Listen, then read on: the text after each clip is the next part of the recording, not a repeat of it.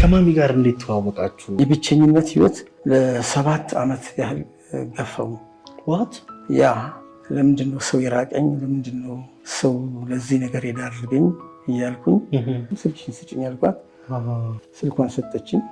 ጭዌው እዛ ጋር ነው የጀመረው። አዎ ስልኳን ሰጠች። በመሃል እሷ ውስጤ እየገባች መጣች። በቃ ሁኔታዋ፣ አድራጎቷ፣ ለኔ ያላት አመለካከት፣ ለኔ ያላት ቦታ፣ ከሌላ ሰዎች የማላገኘውን ክብር ሞገስ በሷ ዘንድ ሳገኝ አንድ ቀን አይ ላቭ ዩ ብቻ አይ ላቭ ዩ ብዬ ብቻ እየፈራሁ ላኩ። ትንሽ ቆይተዋ ሚቱ የሚል ቴክስት ላከች።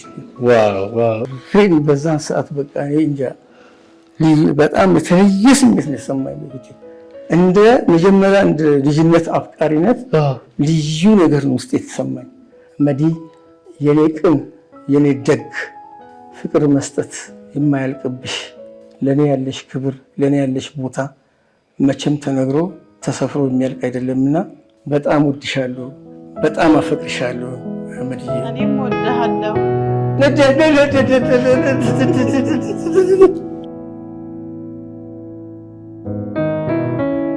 የኔ ውድ ባል በጣም ነው የማፈቅርህ፣ በጣም ነው የምወድህ። የልጆቼ እናት እጅግ በጣም አድርጌ አፈቅርሻለሁ፣ እኔ እወድሻለሁ በጣም ስክናለሁ።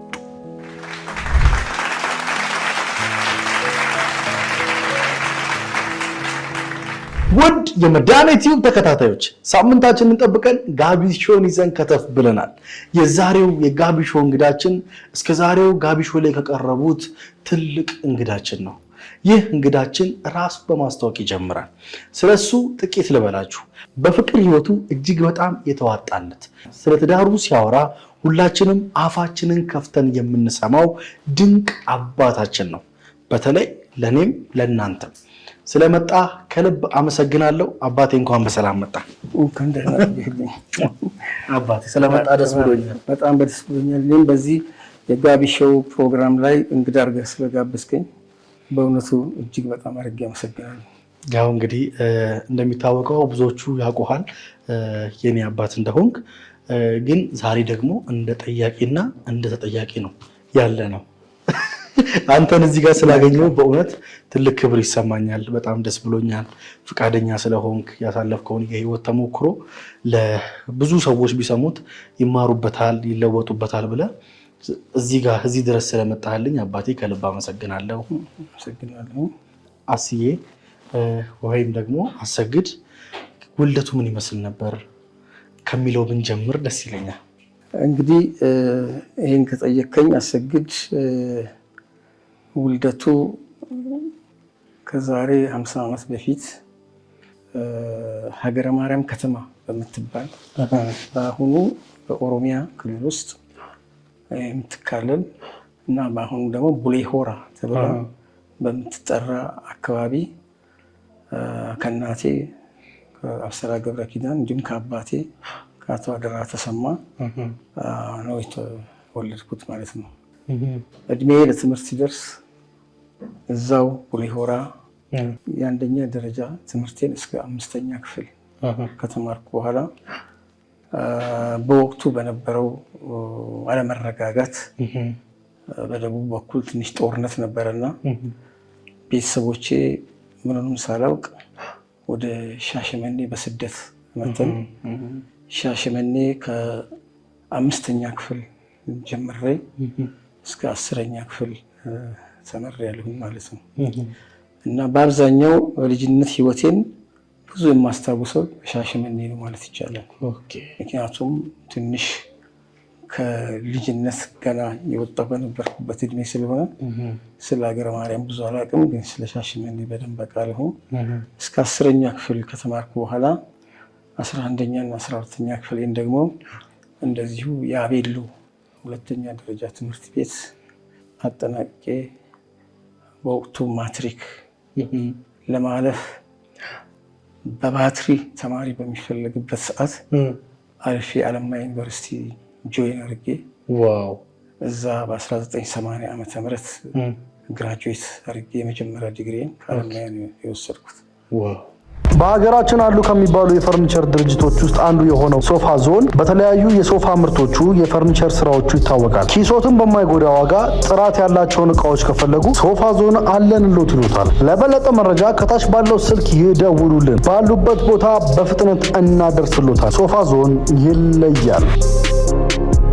ሙዳይ የበጎ አድራጎት ማህበር ከ1250 በላይ ህጻናትና እናቶችን የያዘ ሲሆን ለዓላማው መሳካትም እነዚህ ተጠቃሚዎችን መጠለያ በመከራየት ምግብ፣ አልባሳትና የሙሉ የጤና ምርመራ አገልግሎቶችን እንዲያገኙ በማድረግ ላይ ይገኛል። ከነዚህም በተጨማሪ እድሜያቸው ለትምህርት የደረሱ ተጠቃሚዎችን በማህበሩ ቅጥር ግቢ ውስጥ በሚገኘው ትምህርት ቤት ከነርሰሪ እስከ ኬጂ 3 ድረስ በተሟላ መልኩ የነጻ የትምህርት አገልግሎት እየሰጠ ሲሆን ከአንደኛ ክፍል ጀምሮ እስከ ከፍተኛ የትምህርት ተቋማት ድረስ ለሚማሩ ተማሪዎች ሙሉ ወጫቸውን በመሸፈን አንድ ተማሪ ለማስተማር በቀን 20 ብር የሚያስወጣ ሲሆን በወር 600 ብር በአመት ደግሞ 7200 ብር ነው። ከዚህ በጎ ዓላማ ጎን መቆም የምትፈልጉ በ9923 ኦኬ ብለው በመላክ እንዲሁም ደግሞ ከታች በምትመለከቱት አካውንት የአቅማችሁን መለገስ ትችላላችሁ። እያንዳንዳችን በቻልነው አቅም አንድ ተማሪ ለማስተማር እንሞክር። ሙዳይ የበጎ አድራጎት ማህበር። በጣም የሚገርም ነው። ያው እኔ እንደማውቀው ከሆነ በትምህርት በጣም ጎበዝ ተማሪ እንደነበርክ እንዲሁም ደግሞ ከዲግሪ ባለፈ ደግሞ የተለያዩ ትምህርቶችን እስካሁን ድረስ እንደምትቀጥል አውቃለሁና አሁን ምን ላይ ደርሰሃል በትምህርት? እንግዲህ በወቅቱ እኔ ከአለማያ ዩኒቨርሲቲ በ1980 በመጀመሪያ ዲግሪ ግራጁዌት አድርጌ ያው በወቅቱ እንግዲህ ብሔራዊ ስሜት በዜጎች ላይ በጣም ይታይና ይጸባረቅ ስለነበረ አገራችሁን አገልግሉ እየተባልን እጅግ በጣም ሩቅ ቦታዎች ነው የምንላከው። እኔም እንደው እንደ ዕጣ ሆኖ ገለብና ሀመርባኮ አውራጃ በሚባል አሁን ደቡብ ኦሞ ዞን ተብሎ በሚታወቀው ጂንካ አካባቢ ያው ማህበረሰቤን እንዳገለግል ተልኬ እዛ በግብርና ባለሙያነት በተወሰኑ 2-3 ዓመታት ከሰራ በኋላ ከዛ በኋላ ደግሞ የተለያዩ የመንግስት መስሪያ ቤቶች በኃላፊነት ስሰራ ቆይቻለሁ። እንግዲህ ያኔ የትምህርት እድል እንደ ዛሬ ጊዜ እንዲህ በቀላሉ የሚገኝ አይደለም። ረጅም የስራ ልምድ ይጠይቃል፣ ብዙ ኮሚትመንትን ይጠይቃል። ስለዚህ 17 ዓመት አገልግሎት ከሰጠው በኋላ እንግዲህ በዚህ ጊዜ መማር ካልቻልኩ መቼም መማር ይከብዳል አልኩና ሐዋሳ ዩኒቨርሲቲን ጆይን አድርጌያለሁ። እንግዲህ ሐዋሳ ዩኒቨርሲቲ ጆይን ሳደርግ ለስራ ጉዳይ ወደ ሐዋሳ በመጣሁበት ሰዓት እንዲሁ ማስታወቂያቼ ዩኒቨርሲቲውን ነው አፕላይ ያደረኩኝ። ወዲያው መጥቼ መግቢያ ፈተና እንድፈተን ተደረገ። ከ17 ዓመት በኋላ ምንም አይነት ወረቀት ምንም አይነት መጽሐፍ ሳናይ በመጀመሪያ ዲግሪ በነበረን እውቀት ተፈትነን የማስተርስ ዲግሪ እንድማር ያው ፈተናውን አለፍኩኝ። እና 2 ዓመት ከተማርኩኝ በኋላ የማስተርስ ዲግሪን ከሐዋሳ ዩኒቨርሲቲ ወሰድኩኝ ማለት ይቻላል በ2000 ዓመተ ምህረት። እና የትምህርት እንትኑ ይሄን ይመስላል ማለት ነው። ከ2000 ዓመት በኋላ አንድ ሎካል ኤንጂኦ ባወጣው ማስታወቂያ ተወዳድሬ አክሽን ፎር ዲቨሎፕመንት የሚባል ኤንጂኦ ላይ ያው ገብቼ ደግሞ እንደዚሁ ተመሳሳይ የአገልግሎት ዘመን አድርጌያለሁኝ ማለት ነው። እዛ ወደ 8 ዓመት አካባቢ የሚሆን በተለይ በአገሪቱ ቆላማ ክፍሎች ወይም ደግሞ አግሮ ፓስቶራሊስት ኤሪያ ተብሎ የሚጠሩ አካባቢዎች እዛ አካባቢ ነው አብዛኛው እድሜን የሰራሁትና የጨረስኩት ማለት ይቻላል። እዛ ከሰራው በኋላ ነው እንደገና ወደ ማዕከላዊ ኢትዮጵያ በመምጣት ሐዋሳ አካባቢ በተገኘው ኦፖርቹኒቲ ደግሞ ተወዳድሬ በአሁኑ ሰዓት ያው ሴቭ ዘ ችልድረን ኢንተርናሽናል የፕሮጀክት ማናጀር ሆኜ ያገለገልኩ ያለሁት ማለት ነው። ዋው በጣም የሚገርም ነው። እንግዲህ በትምህርቱ ስኬታማ ሆነሃል ማለት ነው። ወደ ላይፍ ስታይል ደግሞ እንምጣ። አስዬ የመጀመሪያውን ትዳር መች ነው ያዝከው? ባይዘዌይ በእኛ ጊዜ እንዳሁን ልጆች አንቆይም። በወቅቱም በእኛ ጊዜ በሀገራችን ይሁን በዓለም የከፍተኛ የሆነ የኤችአይቪ ኤድስ ወረርሽኝ የገባበት ጊዜ ስለነበረ የተለያዩ የመንግስት ሚዲያዎች ከዚህ በሽታ እንድንቆጠብ የተለያዩ ትምህርቶችን ያስተላልፋሉ ማለት ነው። እና 1 ዓመት ካገለገልኩኝ በኋላ በሁለተኛ ዓመት በትዳር መወሰን አለብኝ ብዬ የመጀመሪያ ትዳሬን በዛ በ1982 ዓመተ ምህረት ያስኩኝ ማለት ነው። የመጀመሪያውን ትዳር እስከመያዝ በፊት ምን አይነት የፍቅር ግንኙነት ነበረክ? የፍቅር ግንኙነት የነበረው ለትንሽ ጊዜ ነው። ምክንያቱም በወቅቱ ጊዜ አልነበረም፣ አካባቢው ሪሞት ነው። ስለዚህ ትንሽ ጊዜ ነው የመጠናናት የፈጀው እና በወቅቱ ራስን ከማዳን ጋር የተያዘ ስለሆነ አግሬሲቭ ሊሆኑ ነው ወደ ትዳር የተገባው ማለት ነው። እና የመጀመሪያ ትዳሬን ገባሁኝ። በአመቱ የመጀመሪያ ልጄን ወለድኩኝ። በተመሳሳይ እንደዚሁ በየ2 ዓመት ኢንተርቫል ልጆችን አፈራሁኝ ማለት ነው። አሁን ላይ ከመጀመሪያው ትዳር ወደ ሁለተኛው ትዳር ተሸጋግረሃል እና ሁለተኛውን ትዳር እንዴት ልትጀምረው ቻልክ? ማለት ከእናቴ ጋር ያለህን ትዳር እንዴት ልትጀምረው ቻልክ? መጀመሪያ ትዳሬ በወቅቱ በነበረኝ ጊዜ ከብዙ ነገሮች የጠበቀኝ ቢሆንም ቤተሰባዊ ፍቅር ያለ ቢሆንም ኮሚትመንቱ በእኔ በኩል ያለ ቢሆንም የልጅ መውደድ የቤት መውደድ አባቴ ሲያስተምረኝ የነበረ የመጣ ካልቸር ስለነበረ ወደ ሌላ እንደዚህ አይነት ነገር በእኔ በኩል ምንም ነገር የለም ነበረ። ነገር ግን በጊዜ ሂደት በመጀመሪያ ትዳሬ ውስጥ ትንሽ አለመግባባቶች ይፈጠራሉ። አክቹዋሊ እነዛን አለመግባባቶች ለመፍታት በእኔ በኩል በጣም ረጅም ርቀት ሄጃለሁኝ። ነገር ግን መቼም ከአንድ ወገን ብቻ የሚመጣ ጥያቄ ዘላቂ ሰላም ሊሰጥ አይችልም። ፍቅርም ከሁለት ወገን ሲሆን ሁሉ ነገር ይሰምራል እና ያ ሁሉ እፈርቴ ያ ሁሉ ድካሜ ከንቱ ሆኖ በመጀመሪያ ትዳሬ እንዲፈርስ ከመጀመሪያው ባለቤቴ የፍቺ ጥያቄ ለፍርድ ቤት አቀረበች። እሷ ናት ያቀረበች? የፍቺ ጥያቄ ስላቀረበች እንግዲህ ፍርድ ቤት ቀርቤ ያ ትዳር እንዳይፈርስ እጅግ በጣም ብዙ ረጅም ጊዜ ክርክር አድርጌያለሁኝ። መፍረስ የለበትም ይሄ ትዳር፣ ልጆች አሉ።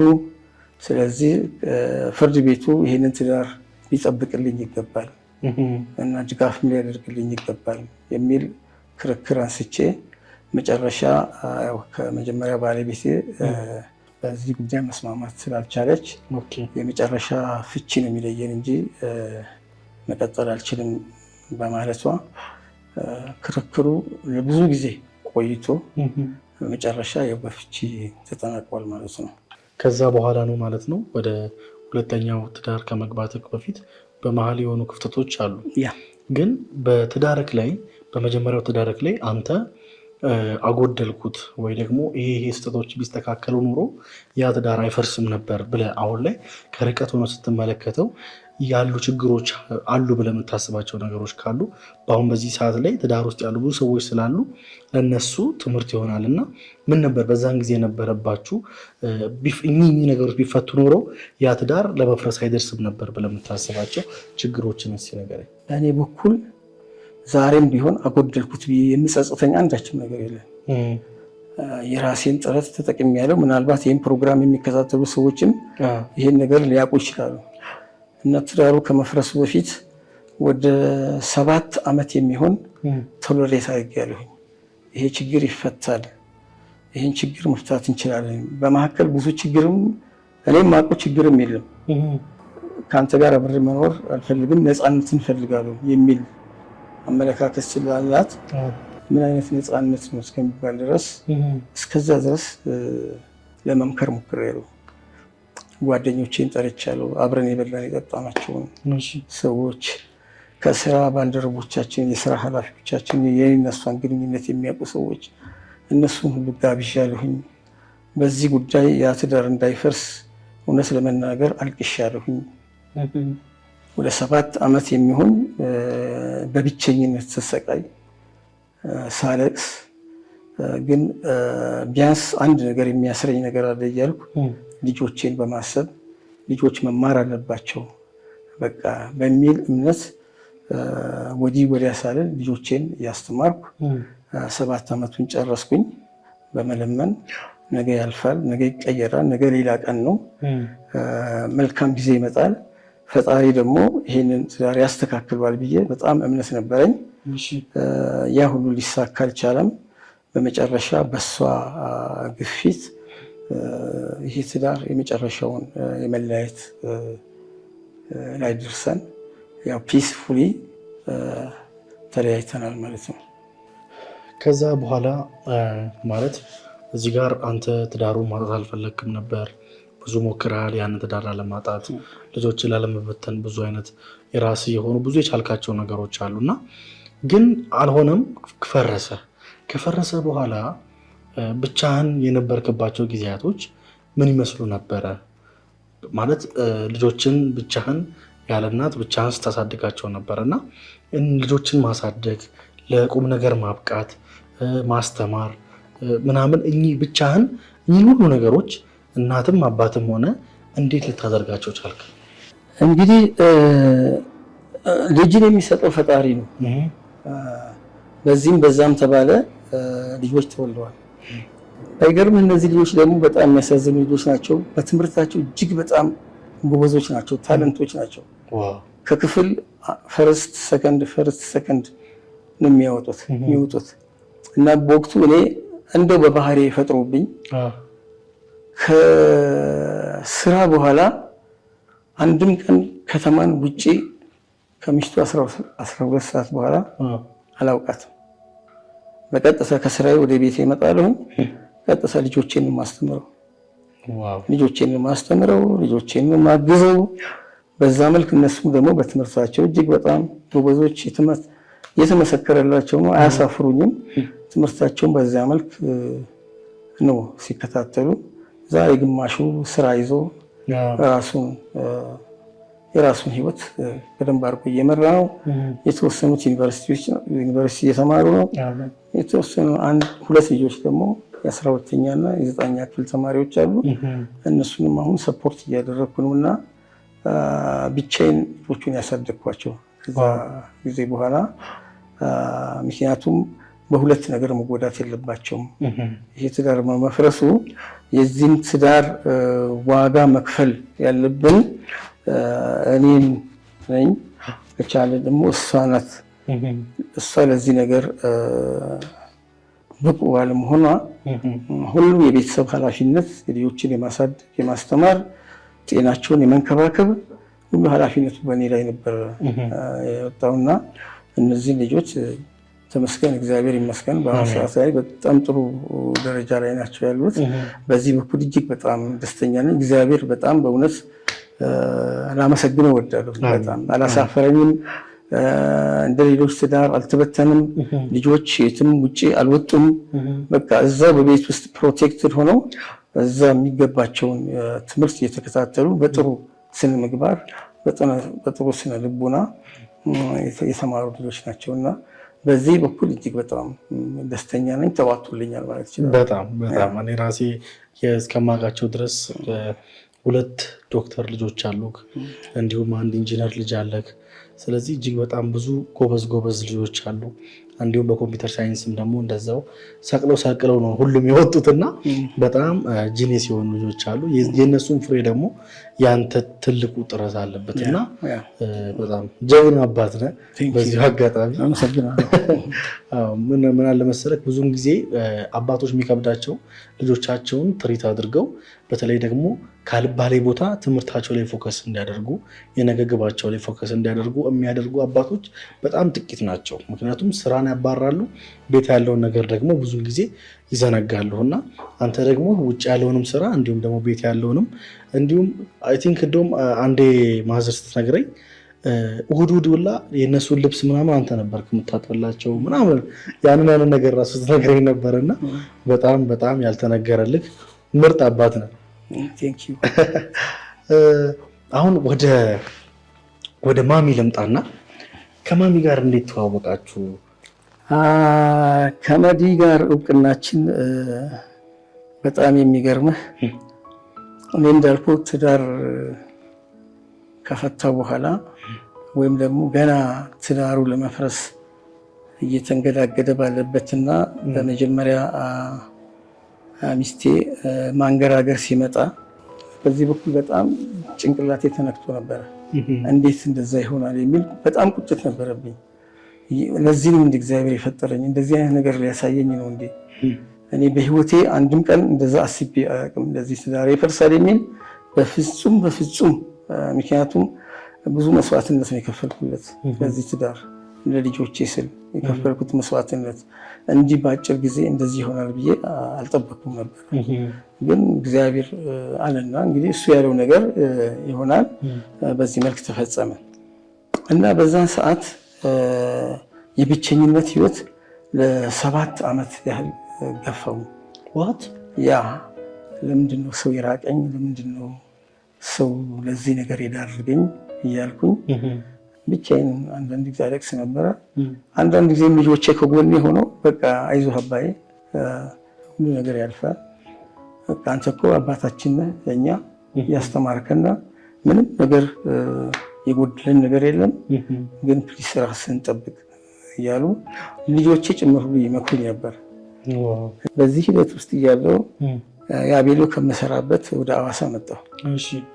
አዋሳ ስመጣ ያው እንደምታውቀው ወላጅ አባቶቼ እህቶቼ ሻሸመኔ ናቸው ያሉት እና አንዳንድ ጊዜ ቅዳሜና እሁድ ሲመጣ አይ እንግዲህ አሁን ድሮ ያልጠየቅኳቸው ወንድሞቼ እህቶቼ ገመሮቼ መቼም ቆርጠው አይጥሉኝም መጠየቅ አለብኝ እያልኩኝ እዛ መመላለስ ጀመርኩኝ። በዛ መመላለስ ሂደት ነው እንግዲህ ከሰዎች ጋር እየተዋወቅ ስመጣ መቼም ሰውን የሚሰጠው ፈጣሪ ነው፣ አንተ አስበው አይደለምና ከመዲ ጋር በተወሰነ ደረጃ እንደዚሁ መተዋወቅ ጀመር። ከመዲ ጋር መተዋወቅ የፈጠረብኝ ስሜት አለ ማለት አንደኛው ያስፈጠረብኝ ስሜት ምን መሰለህ? ቅድም ነግሬሃለሁ። እኔ በጣም የጥፋተኝነት ስሜት ስለተሰማኝ ትዳሬን በማፍረሴ ማህበረሰቡን የጎዳው የመሰለኝ ብቸኝነት አድርጌ ሰው አይወደኝም ምናምን በቃ እኔ እኮ ሙሉ ሰው አይደለሁም የሚል አስተሳሰብ ስለነበረኝ መዲ ጋር ተቀራርበን እንዲህ መነጋገር የሰላምታ መነጋገር ሲመጣ እንዲህ ለካ ሰዎች ያናግሩኛል፣ ለካ ሴት እኮ ያናግሩኛል ለካ የሚነግያ ለካ እኔ ሙሉ ነኝ እንዲህ ይሁንና መዲ እንኳን ሰላም እያለችኝ ታናግረኝልህ እንዴ? እንግዲህ መዲ ምን ትሁን አላውቅም። እኔ ገባ አላውቅም፣ ግን ስላናገረችኝ ብቻ በቃ የእህትነት ስሜት የተሰማኝ ለካ ሰው ምን ያናግረኛል ይወደኛል እንዴ እስከ ማለት ድረስ አደረሰኝ። በመሀል እንግዲህ የተዋወቅን ስመጣ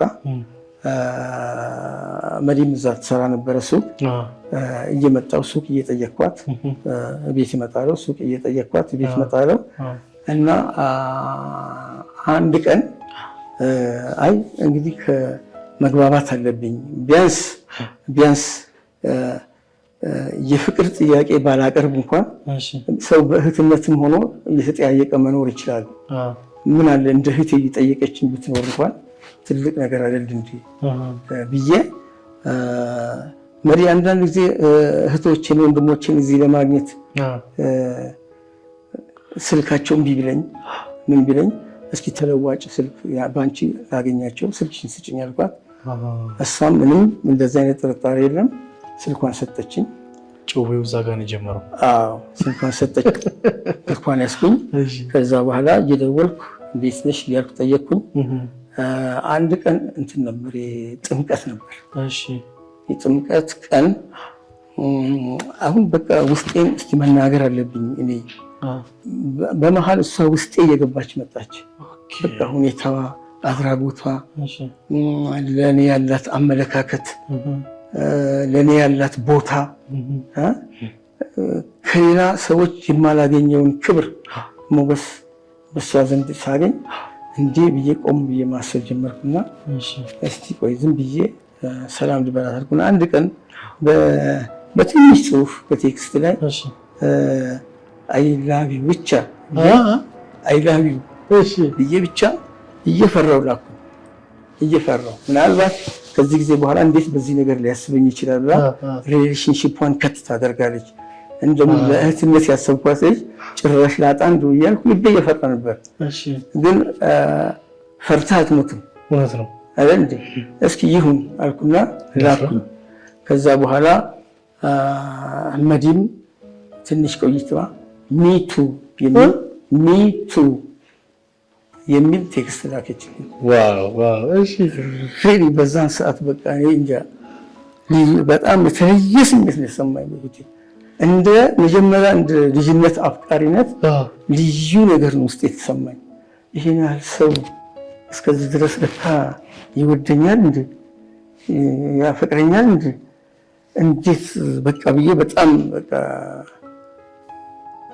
በዚህ በኩል አስፓይር ሆንኩት። እውነቴን ነው በጣም ተደነኩት። ከዛ በኋላ ጥምቀት መጣ። አንድ ቀን አንቺ ጥምቀት ሄጃለሁ አለችኝ ስደውልላት። ሄጃለሁ ስል ፕሊዝ ተጠንቀቂ ሎሚ እንዳይወረውሩብሽ ምናምን አልኩና ቴክስት ተደረኩ። በዛው የተግባባን መጣን። ሳምንቱ ቅዳሜ ሲሄድ በደንብ የተዋወቅን እየተግባባን በቃ ልክ እኔ እንጃ ድሮ እንደምንተዋወቅ ነው መሰለን እንጂ እንደዚህ በአጭር ጊዜ እንደዚህ ስታብሊሽድ የሆነ ሪሌሽንሺፕ አይመስልም ነበር።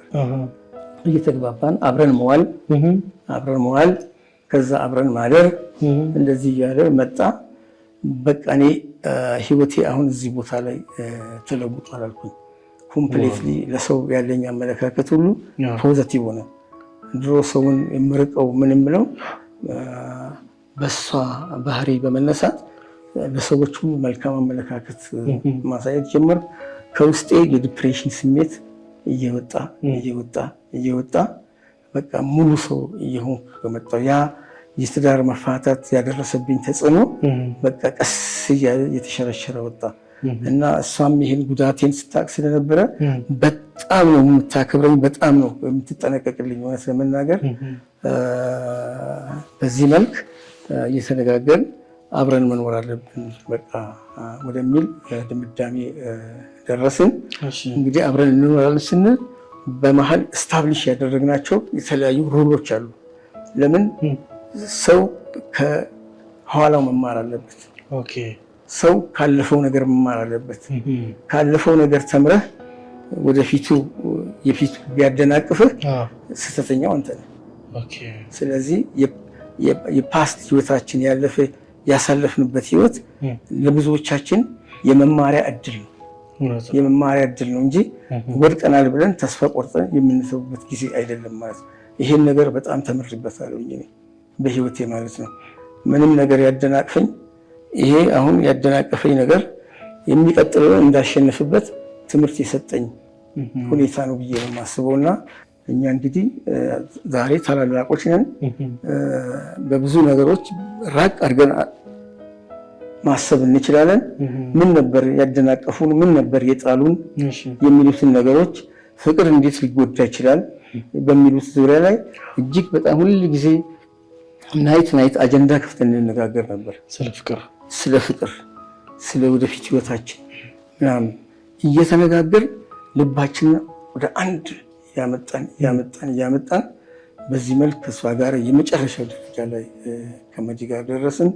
እዚሽ ጋር ከይቅርታ ጋር አሁን ያነሳው ሀሳብ በጣም ልብ ይገዛልና እንዴት ነው ስለ ፍቅር ማለት ፍቅርን ሊያበላሹ ስለሚችሉ ነገሮች ምን እያላችሁ ነበር የምትማከሩት? የእናንተ ምክር ለብዙዎች ይጠቅማል ብዬ ስለማስብ ከነዛ ውስጥ ጥቂቱን እስቲ።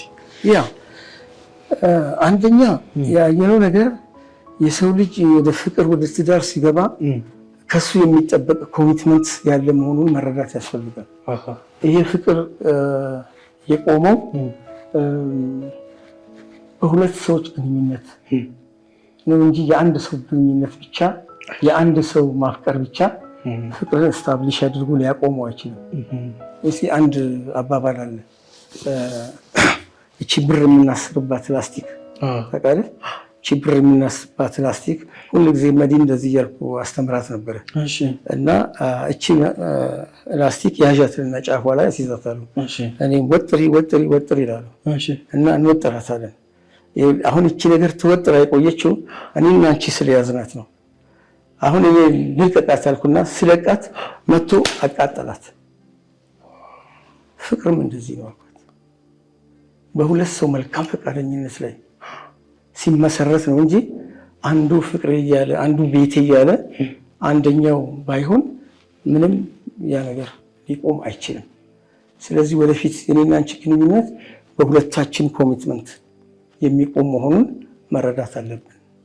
አንዳችን ሉዝ ብናደርግ አንዳችንን ያቃጥለናል፣ አንዳችንን ይሰማናል። በዛ ሰዓት ደግሞ ጉዳት ሲመጣ ሲሰማ ሰው ሌላ መንገድ ይፈልጋል ማለት ነው። ስለዚህ እኔ በህይወቴ አንቺን መጉዳት አልፈልግም፣ አንቺ ምንን መጉዳት አትፈልግም በሚል በዚህ አንድ አደረግን። አንድ ሁለተኛ የሀሳብ ልዩነት ይፈጠራል። ሰው አብሮ ሲኖር ገባ ሁሉ አልጋ ባልጋ አይሆንም። እኔም ማስበውን መዲ አታስብም፣ መዲ የምታስበውን እኔ አላስብም። ልዩነት ይፈጠራል። እየተነጋገርን ያስቀመጠው ነገር ምንድነው? ልዩነት በሚፈጠርበት ሰዓት በተለያየ እንትናችን ላይ ከስሜት ወጣ ብለን ነገሮችን ከስሜት ወጣ ብለን በመረዳዳት ጊዜ ሰጥተነው ይሄ ሀሳብ አድቫንቴጁ ይሄ ነው፣ ዲስአድቫንቴጁ ይሄ ነው፣ ይሄ ሀሳብ አድቫንቴጁ ይሄ፣ ዲስአድቫንቴጁ የቱ ፍቅራችንን በዘላቂነት ሊቀጥል ቤታችንን ሊያቆምልን የሚችል ይሄ ነው ብለን አንዳችን ስንሸነፍ አሸናፊ እንደሆነ በሀሳብ ልዩነት ላይ ቢሸነፍ አሸናፊው አንቺ ሳትሆን እኔ ነኝ እያልኳት። ለምን? ለዛ ሀሳብ ስለተገዛው አንቺ ሀሳቡን አምጥተሻል፣ ለዚህ ሀሳብ ግን የተገዛሁት እኔ ነኝ። ስለዚህ አሸናፊ የሚሆነው እኔ ነኝ። ያ ተሸናፊው አሸናፊ ይሄ ነው። በቂ ይሄን በጭንቅላታችን መያዝ አለብን በሚል በዛ ይሄንን ስታብሊሽ ያደረግን እና አንድ አይዲያ ልዩነት ሲመጣ ያ መሸነፍ በቃ እንደ ጥሩ ነገር ነው የምንወስደው እንደ አሸናፊነት። መሸነፍ እኔ መሸነፍ አለብኝ ብዬ ራሴ ሲሸነፍ በቃ ፍቅሩ አብሮ ስታብሊሽ እያደረገ እየተጠናከረ ይሄዳል ማለት ነው። የሚገርም ነው። ያ ይሄ ነው አንደኛው የብዙዎች የትዳር ችግር ይሄ ነው ብዬ አስባለሁ። የብዙዎች ችግር ይሄ ነው፣ ግትርነት። ገባ? እንዴት ይሸነፋሉ በዚህ ሀሳብ? እንዴት ሚስቴ ታሸንፈኛለች? እኔ ያልኩትን ነገር ለምንድን ነው እንደዚህ አይነት ነገር የሚያመጡ ሰዎች አሉ። ያ ፍቅርን አያዘልቅም። ትዳርንም እንደዚሁ ጠንክሮ ሊያቆሙ አይችልም። በሀገራችን አሉ ከሚባሉ የፈርኒቸር ድርጅቶች ውስጥ አንዱ የሆነው ሶፋ ዞን በተለያዩ የሶፋ ምርቶቹ የፈርኒቸር ስራዎቹ ይታወቃል። ኪሶትን በማይጎዳ ዋጋ ጥራት ያላቸውን እቃዎች ከፈለጉ ሶፋ ዞን አለንሎት ይሉታል። ለበለጠ መረጃ ከታች ባለው ስልክ ይደውሉልን፣ ባሉበት ቦታ በፍጥነት እናደርስሎታል። ሶፋ ዞን ይለያል። ሙዳይ የበጎ አድራጎት ማህበር ከ1250 በላይ ህጻናትና እናቶችን የያዘ ሲሆን ለዓላማው መሳካትም እነዚህ ተጠቃሚዎችን መጠለያ በመከራየት ምግብ፣ አልባሳትና የሙሉ የጤና ምርመራ አገልግሎቶችን እንዲያገኙ በማድረግ ላይ ይገኛል። ከነዚህም በተጨማሪ እድሜያቸው ለትምህርት የደረሱ ተጠቃሚዎችን በማህበሩ ቅጥር ግቢ ውስጥ በሚገኘው ትምህርት ቤት ከነርሰሪ እስከ ኬጂ 3 ድረስ በተሟላ መልኩ የነጻ የትምህርት አገልግሎት እየሰጠ ሲሆን ከአንደኛ ክፍል ጀምሮ እስከ ከፍተኛ የትምህርት ተቋማት ድረስ ለሚማሩ ተማሪዎች ሙሉ ወጫቸውን በመሸፈን አንድ ተማሪ ለማስተማር በቀን 20 ብር የሚያስወጣ ሲሆን በወር 600 ብር በአመት ደግሞ 7200 ብር ነው። ከዚህ በጎ ዓላማ ጎን መቆም የምትፈልጉ በ9923 ኦኬ ብለው በመላክ እንዲሁም ደግሞ ከታች በምትመለከቱት አካውንት የአቅማችሁን መለገስ ትችላላችሁ። እያንዳንዳችን በቻልነው አቅም አንድ ተማሪ ለማስተማር እንሞክር። ሙዳይ የበጎ አድራጎት ማህበር እና በዚህ አጋጣሚ ሌላ ነገር የሚጨምርልኝ መነገር አለበት ብዬ የማስበው እኔ ማውጣት አለብኝ ብዬ የማስበው መዲኔና አንቺ ወደ ትዳር እየገባን ነው። ብዙ ኃላፊነት እንሸከም ነው። ኃላፊነቱን በጣም ከባድ ነው። ለዛ ነገር የኔም ያንቺን ኮሚትመንት ያስፈልጋል። በዚህ ትዳር አንድ የምጠይቅሽ ነገር በዚህ ትዳር ውስጥ ትታዘዥኛለሽ ወይ? ትታዘዥኛለሽ ወይ የሚል ጥያቄ ነው የጠየኳት። ገባ? የኮሚትመንት ለበሏን ማየት ስላለብኝ ማለት ነው። 100% ነው ያለች። ቃልህን ልፈጽም ከምትለኝ ነገር ላለመውጣት እታዘዝሃለሁ አለች። በወቅቱ የዛን ጊዜ እጅግ በጣም እንባዬ ነው የመጣው። እውነቴን ነው የምለው። እንደዚህ የምትል ሚስት በእውነት አይገኝም። ቻሌንጆችም አሉ፣ እኔም እሷም መስዋዕትነት የከፈልንበት ይህን ትዳር ለማቆም አብረን እንደዚህ ለመዝለቅ በጣም የለፋንበትና ቻሌንጅ ገጥሞናል። መቼም ትዳር በተለያዩ ችግሮች መፈተን አለበት። ተፈትኖ ነው መጽናት ያለበት። በቻሌንጅ ያልተፈተነ ትዳርም ለጊዜው ሆይ ሆይ ይባልና ወደፊት እውነተኛ ማንነት እየወጣ ሲመጣ ራሱ በራሱ ቻሌንጅ የሆነ ይመጣል። ገባ? አንዳንድ ሰዎች እውነተኛ ማንነታቸውን አሁን ይደብቁና የትዳሩ የሞቀታ ጊዜ አልፎ ወደፊት የሚኬድበት ሰዓት ያን ጊዜ ይወጣል። የዛን ጊዜ ሲወጣ ደግሞ ለትዳሩ እጅግ በጣም እንቅፋት የሚሆነው መሰበርን ያስከትላል። እና እኔና መዲ ስንገናኝ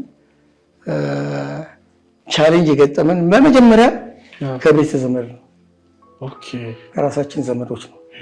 ትንሽ ፕሮግራም ቢጤ ነገር አዘጋጅተን አብሮን ያሉ ቤተሰብም ጓደኞችም በቃ እኔና መዲ አብረን ለመኖር ወስነናል የምትል አነስተኛ ፕሮግራም እናዘጋጅ ብንል ይህን ፕሮግራም እንዳናዘጋጅ ሆን ብሎ ተከልክለናል። ያ ሽምግልና ሰርጋችሁን? አዎ። እና ያንን ነገር በጣም በጥበብ አልፈነዋል። ገባ? በጥበብ ያለፍነው ምንድነው? ለምን አይሆንም ብለን ገፍተን አይደል ይሄድነው። ገባ? ሰዎች እንደዚህ ያሉ እንደዚህ ስላሉ የኔና አንቺ መጋባት የኔና አንቺ በትዳር መጣመር የሚያስቀሩ ከመሰላቸው ኦኬ ይቅርላቸው በሚል እኔ በቃ አንድ ቀን ሽምግልና የአባቶቼ ጓደኞች አሉ እዛ ሻሸመኔ እነሱን ጠርቼ ለአባቷ ለእናቷ ሽምግልና ላኩኝ። እግዚአብሔር ይስጣቸው። እነሱም በቃ ምንም እንትን አላሉኝም። ያልኳቸው ነገር ምንድነው ብዙ ነገር አላዘጋጀንም። በወቅቱ የተወሰነ ነገር ይዤ መጥቼ እናትየውና አባትየው ኢንፎርምድ ናቸው። መጣሁኝ መዲን ከዚህ በኋላ የራሴ አካል አድርጋት፣ እናንተም ደግሞ ወላጆቿ ስለሆናችሁ ከዚህ በኋላ በክብር ላኖራት ፍቀዱልኝ። እነሱም ምንም አሁንም ሳም ወዘ ቻሌንጅስ ሰምቶም ስለነበረ ብዙ እንትን አላደረጉም። ምንም ችግር የለም እግዚአብሔር እናንተን ብቻ ለጥሩ ነገር ያብቃችሁ ብለው ተቀብለን ተመርቀን መዲ እንግዲህ አሁን አንድ ጋር መኖር አለብን፣ አዋሳ መምጣት አለብሽ አልኳት። አዋሳ መጣንና ሙሉ ለሙሉ አብረን መኖር ጀመርን። እጅግ በጣም ደስተኛ ህይወት። አንዳንድ ጊዜ ሳስብ ያ ያለፉ አመታት አሁን ባሉ ትንሽ አመታት ተክሰዋል ብዬ ነው የማስበው። እግዚአብሔር ክሶኛል።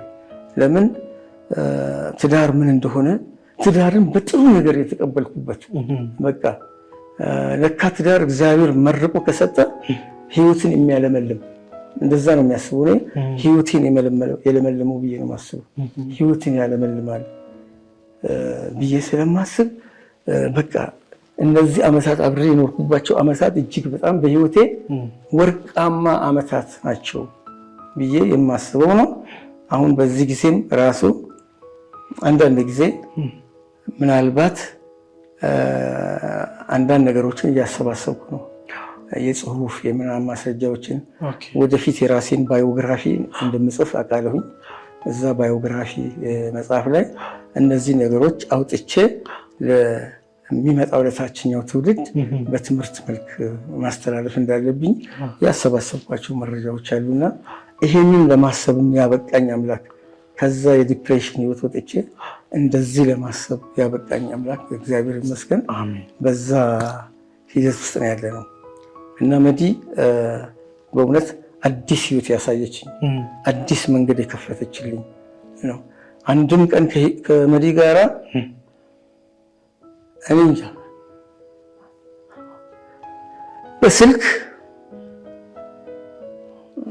በቀን ስንት ጊዜ ብዙ ጊዜ ቴክስት ምንጻጻፈው ወይ መስክ ሄድኩኝ መንገድ ሄድኩኝ እኔ ቴክስት ካልጻፍኩ እሷ ካልጻፈችልኝ ያዞረኛል በቃ እብድ ያደርገኛል።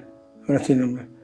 እግዚአብሔር ይመስገን እሷም ደግሞ በጣፋጭ አንደበቷ የምትጽፍልኝ ቴክስቶች ለህይወቴ ትልቅ ስንቅ ናቸው። እውነቴን ነው። እና የእኛን ኢንቦክስ የሜሴጅ የቴሌግራም ኢንቦክሳችን ብትከፍት እውነቴን ነው የምለው ከአንድ ትልቅ መጽሐፍ ይበልጣል። ሀሳባችን የምንገላለጽበት፣ ፍቅራችንን የምንገላለጽበት፣ ችግሮቻችን የምንፈታበት በቴክስት ጀምሮ አልፈን አሙቀን መጨረሻ ላይ ወደ አንድ እንደገና ተመሰጋገን የምንለያይበት እነዚህ ነገሮች አንድ መጽሐፍ ይወጣቸዋል። በጣም የሚገርም ነው። በዚህ መሀል ላይ አንድ ጥያቄ አለኝና በተጋጫችሁበት ታይም ላይ የምትጻጻፉት ቴክስት አለ አይ ቲንክ የይቅርታ ደብዳቤዎች ማለት ነው። እስቲ ስለ እሱ አውራኝ። ያ ልክ ነው። ምናልባት እንጃ ኢንፎርሜሽን ይኖር አላውቅም፣ ግን እስቲ ቼክ አድርገው። መቼም ሰው ሆኖ የማይጋጭ የለም። በትዳር ህይወት አልተጋጨሁም ቢል ማንም ሰው ውሸታም ነው። የሀሳብ ልዩነት እስካለ ድረስ ሰዎች ይጋጫሉ። እኔና መዲ በተጋጨን ቁጥርና እኔ ስራ ቦታ በሄድኩ ጊዜ ብቆይ ሁሌ ነው ማስባት። ገባ እሷ ወይ አስዬ እንዴት ነህ ስራ እንዴት ነው ብላ በቃ መንገዱን ትከፍታለች። ወይም እኔ ቀድሜ ደግሞ እንዴት ነሽ መድዬ ሰላም ነው አይዞሽ ብዬ አልፋለሁ።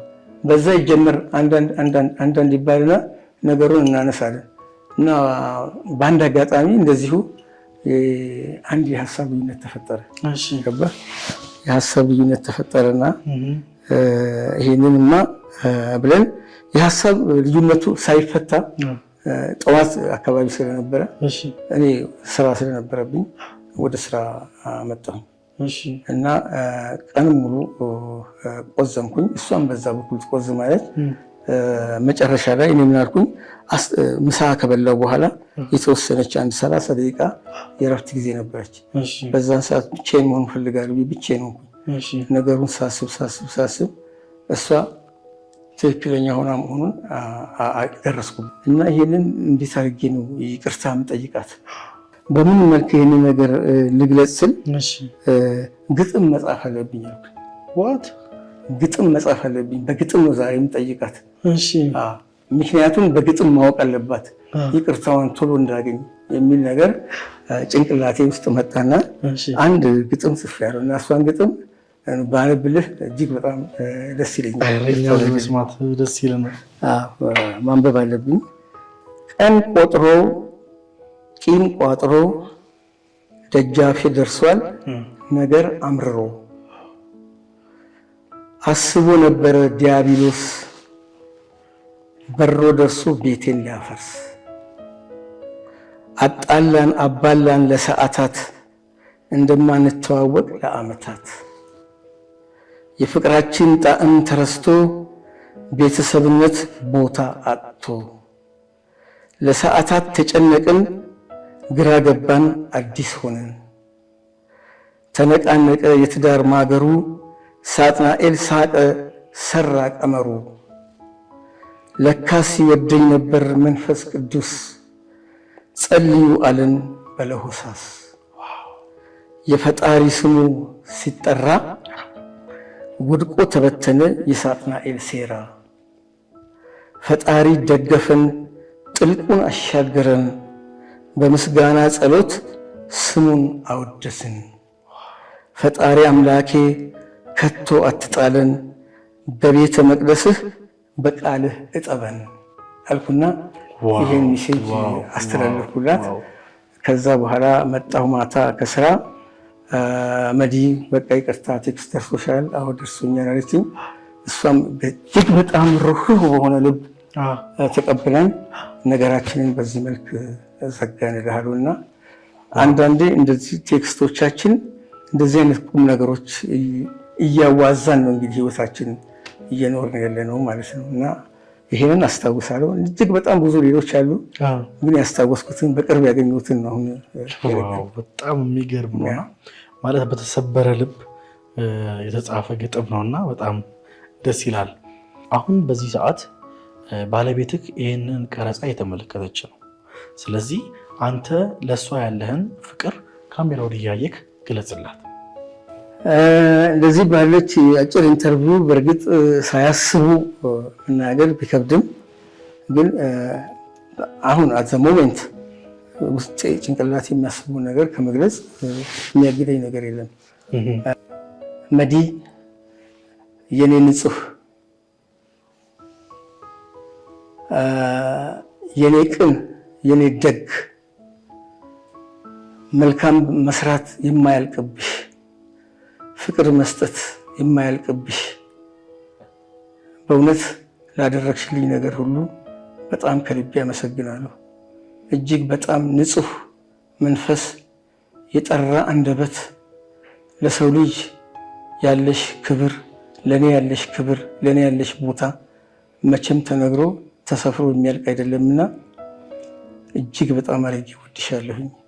እንጃ በዚህ አጭር ጊዜ ይሄ ብቻ የሚመጥንሽ ቃል አይደለም። ከዚህ በላይ እንደምጽፍልሽ አውቃለሁ ወደፊት። ለአሁኑ ግን ላረግሽ ሁሉ እግዚአብሔር ይስጥሽ። እጅግ በጣም ንጹህ ሴት ነሽ። እኔነቴን ተቀብለሽ ማንነቴን ተቀብለሽ ህይወትሽን ከኔ ጋር ለመቀጠል ወስነሽ አይደለም ለአፍታ እስከ ሞት እስኪለየን ወይም ደግሞ ገዳም እስክገባ እከተልሃለሁ ያልሽኝ ቃል መቼም ከጭንቅላቴ አይወጣም። እጅግ በጣም አድርጌ አመሰግንሻለሁ። በጣም ወድሻለሁ። በጣም አፈቅርሻለሁ መድዬ፣ እጅግ በጣም አድርጌ። እኔም ወድሃለሁ።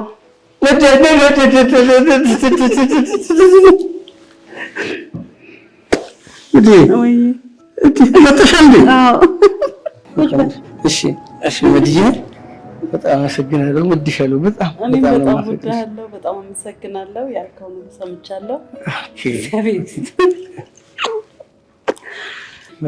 እናቴ ስለመጣሽ በጣም ደስ ብሎኛል። እንግዲህ አስዬ በጣም ስላንቺ እንግዲህ የተናገረው ሁሉ ነገር ስቱዲዮ ሁለት ሆነሽ በደንብ የሰማሽ ነበረ እና በዚህ ልክ እንደሚወድሽ ከአንቺ ጋር የነበረው ጊዜ ምን እንደሚመስል ሁሉ ነገር ሲናገር ነበረ። አሁን አንድ ቅር ያለን ነገር አለ። የአንቺን ፍቅር አይኑን እያየሽ ግለጭላት። እሺ የኔ ውድ ባል፣ በጣም ነው የማፈቅርህ፣ በጣም ነው የምወድህ።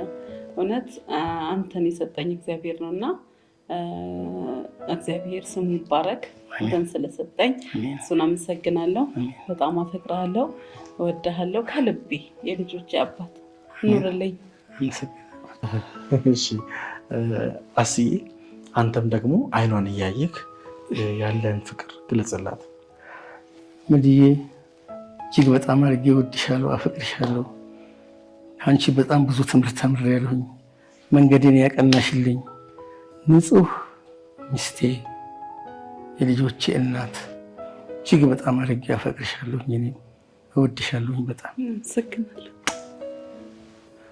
ስለመጣችሁ። በጣም በጣም በጣም አድርጌ አመሰግናለሁ። ሁለታችሁን እነዚህ ማለት በህይወቴ እነዚህ እናንተን አቀርባለሁ ብዬ አላስብም። የህይወቴ ትልቁ እንግዶች እናንተ ናችሁ እና ስለመጣችሁልኝ፣ ስለቀረባችሁልኝ፣ ያላችሁን የህይወት ቻሌንጆች እና የፍቅር ጊዜያቶችን ሁሉ ነገር ስላካፈላችሁን፣ እንድንማር ስላደረጋችሁን ከልብ አመሰግናለሁ። አመሰግናለሁ ቤቢዬ፣ እጅግ በጣም አድርጌ አመሰግናለሁ። ከመግቢያ እንዳልኩት የዚህ ጋቢ ሾው እንግዲህ አድርገህ ስለጋበዝከኝ በጣም አመሰግናለሁ። ልጄ ነህ አውቃለሁኝ። መርጠኸኝ ስለጠራኸኝ እጅግ በጣም አድርጌ አመሰግናለሁ። ከኛ የህይወት ታሪክ እኛን ካደናቀፉን ነገሮች ከእንደዛ ነገር እግዚአብሔር እንዲጠብቅህ አድርጋለሁ። ከዚህም በዚህ ብዙ ትምህርት እንደምትወስድ አድርጌ ራስህንም በትክክለኛ መስመር የምትመራበት ጓደኞችህንም ሌሎችንም ሰዎች ከዚህ ብዙ ትምህርት ታስተምራለህ ብዬ እጠብቃለሁ። እጅግ በጣም አድርጌ አመሰግናለሁ። ተባረክ የኔ ጌታ፣ መንገድህን ቀና ያድርግልህ። አሜን። ቤቢዬ በጣም እናመሰግናለን። እውነት እዚህ ስለጋበዝከን እግዚአብሔር ይባርክ። ከዚህም በተለየ በስራ ያስፋቅ። መድኃኒዓለም ዕድሜና ጤና ይስጥህ። ያው እንደኛ ደግሞ የተባረከ ትዳር የተባረከ ኑሮ እግዚአብሔር አምላክ ይስጥህ። በልጆች ተባረክ። በገንዘብ ብቻ አይደለም። እግዚአብሔር ይባርክህ። አሜን። እሺ፣ በጣም አድርጌ አመሰግናለሁ። ውድ የመድኃኒት ቲዩብ ተከታታዮች የሳምንቱ የጋቢ ሾው ፕሮግራማችን ይህንን በመሰለ መልኩ አልቋል። በቀጣይ አጓጊ በሆነው በጋቢ ሾው ፕሮግራም እስከምንገናኝ ድረስ ሰላም፣ ጤና፣ ቸር ቆዩልን። ሁላችሁም እንወዳችኋለን። መድኃኒት ዩቲዩቦች ነን። ሰብስክራይብ አድርጉና 200 ሺህ አስገቡን። እንወዳችኋለን። ይመቻችሁ።